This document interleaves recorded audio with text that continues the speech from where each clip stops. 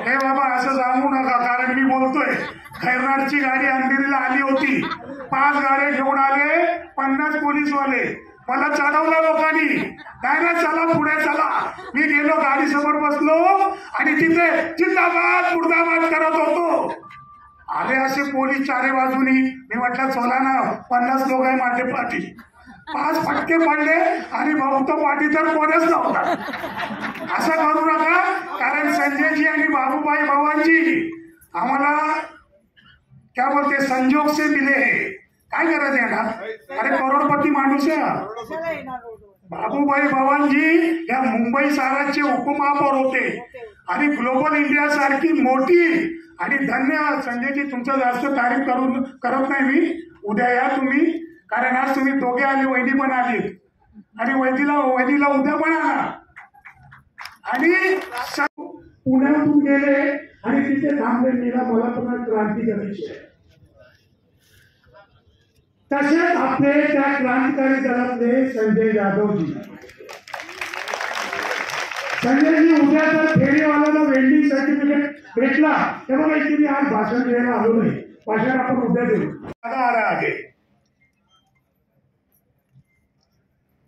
आज आपण इथे जे जमलो आहोत ते काय जमलोय? कोणाचा बंगला मागतोय का? कोणाचा बापाची नोकरी मागतोय? नाही ना. अरे खरं म्हणजे तर आपल्या या देशातले जेवढे 2-2.5 कोटी फेरीवाले आहेत, त्या या प्रशासनावरती आम्ही तुमचं मोकळा केलंय, लावा, आम्ही स्वतःचा स्वयंरोजगार करतोय, तुमच्या बापाचे काम मागत नाही. अरे लाज द्यायला पाहिजे तुम्हाला. सकाळी 4 वाजता उठून आपली हे बहिणी, आपले हे भाऊ उठून जातात, मार्केटला आणतात आणि त्यानंतर रस्त्यावर बसून एक साधारण गुंडवते, हे भैया दे रे, पैसे देत नाही.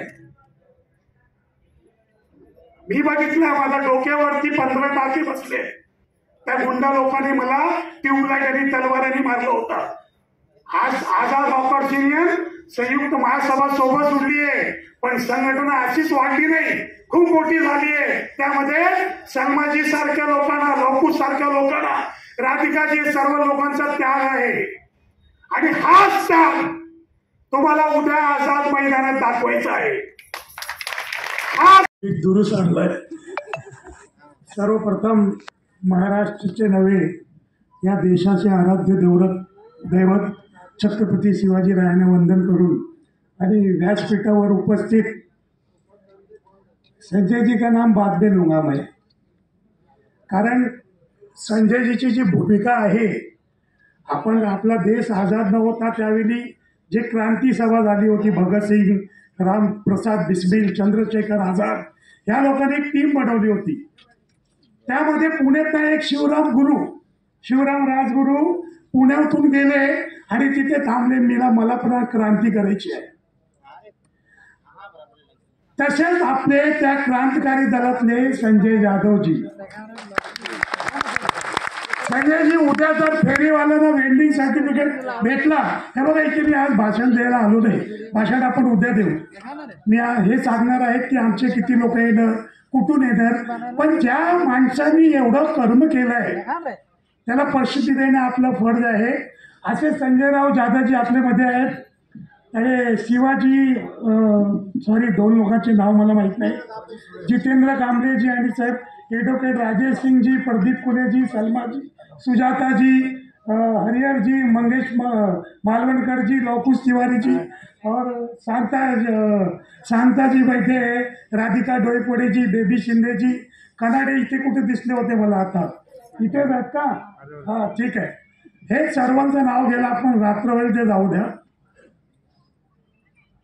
आज आपण जे इथपर्यंत, मी संजयजींना खरंच म्हणजे धन्यवाद द्यायला की आज दुसऱ्यांदा एक फेरीवाला, मी वडापाव विकत होतो अंधेरीत, आज दुसऱ्यांदा मी AC हॉलमध्ये बसून फेरीवाल्यांची मीटिंग ऐकत आहोत. तर हे सर्व पहिल्यांदा रणशारदामध्ये आम्ही आलो, त्यावेळी आम्ही बाबू दयाशंकर सिंगजी, ज्या माणसाने आम्हाला लढायला शिकवलं, त्यांनी हरदीप सिंग पुरी केंद्रीय मंत्री होते, त्यांना आलं होतं रणसारगामध्ये.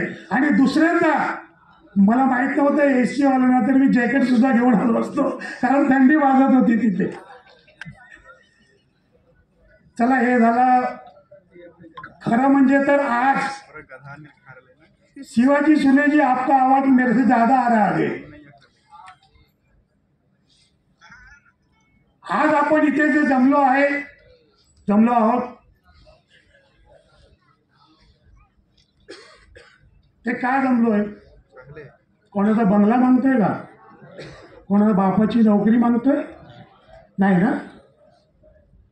अरे खरं म्हणजे तर आपल्या या देशातले जेवढे 2-2.5 कोटी फेरीवाले आहेत, त्या ह्या प्रशासनावरती आम्ही तुमचं मोकळा केलंय. जावा, आम्ही स्वतःचा स्वयंरोजगार करतोय, तुमच्या बापाचे काम मागत नाही. अरे लाज यायला पाहिजे तुम्हाला. सकाळी 4 वाजता उठून आपली हे बहिणी, आपले हे भाऊ उठून जातात, मार्केटला आणतात आणि त्यानंतर रस्त्यावर बसून एक साधारण गुंडावते, हे भैया दे रे, पैसे देत नाही. मी बघितलं, माझ्या डोक्यावरती 15 टाके बसले. त्या गुंडा लोकांनी मला ट्यूबलाईट आणि तलवारांनी मारलं होतं. आज आझाद हॉकर्स युनियन संयुक्त महासभा सोबत जुडली आहे, पण संघटना अशीच वाढली नाही, खूप मोठी झाली आहे. त्यामध्ये सलमाजी सारख्या लोकांना, लवकुश सारख्या लोकांना, राधिकाजी, सर्व लोकांचा त्याग आहे. आणि हाच त्याग तुम्हाला उद्या आझाद मैदानात दाखवायचा आहे. हाच त्याग एकटा यायचा नाही, नको एकटा यायची गरजच नाही. जसे संजयजी विचारत होते, एक माणूस 10-10, 25-25 माणसाला घेऊन यायचा आहे. आणि आझाद मैदानात तुम्हाला एक सांगतो, आपल्याला न्याय नाही भेटला तर त्या आझाद मैदानात आपण जलियांवाला बाग सारखं घडवू. तुम्ही इंग्रज व्हा, आमची छात्या गोळ्या घेण्यासाठी तयार आहात. तुम्ही तयार आहात ना? हे बाबा असं सांगू नका, कारण मी बोलतोय. खैरनारची गाडी अंधेरीला आली होती, 5 गाड्या घेऊन आले, 50 पोलीसवाले. मला चढवलं लोकांनी, नाही चला पुढे चला. मी गेलो, गाडी समोर बसलो आणि तिथे जिंदाबाद मुर्दाबाद करत होतो. आले असे पोलीस चारी बाजूनी. मी म्हटलं चला ना, 50 लोक आहे माझे पाठी. 5 फटके पडले आणि बघतो पाठी तर कोणच नव्हता. असं करू नका, कारण संजयजी आणि बाबूभाई भवानजी आम्हाला क्या बोलते, संजोग से मिले हे. काय गरज आहे ना? अरे करोडपती माणूस आहे. बाबूभाई भवानजी या मुंबई शहराचे उपमहापौर होते आणि ग्लोबल इंडिया सारखी मोठी. आणि धन्य संजयजी, तुमचा जास्त तारीफ करत नाही मी. उद्या या तुम्ही, कारण आज तुम्ही दोघे आले, वहिनी पण आली आणि वैदीला उद्या पण आणा. आणि सर्व जेवढे लोक इथे बसले, मी सांगतो, काल रात्री माझ्या मोठ्या मुलग्याला सांगितलं मी, अरे बाबा वो संजय जी ने बोला है कि सबको आझाद मैदान में आता है. अरे कुठले कॉन्व्हेंटमध्ये शिकले, कुठे येतात ते? मला काय गरज आहे, मी काय येऊ, माझं काय घेणं देणं? अरे बाई बोला, चुतिया, तू एवढा मोठा जे झाला ना कॉन्व्हेंटमध्ये, ते फुटपाथवरून वडापावचे पैसे आणून तुझी फीस भरली आहे, म्हणून तुला यायचं आहे.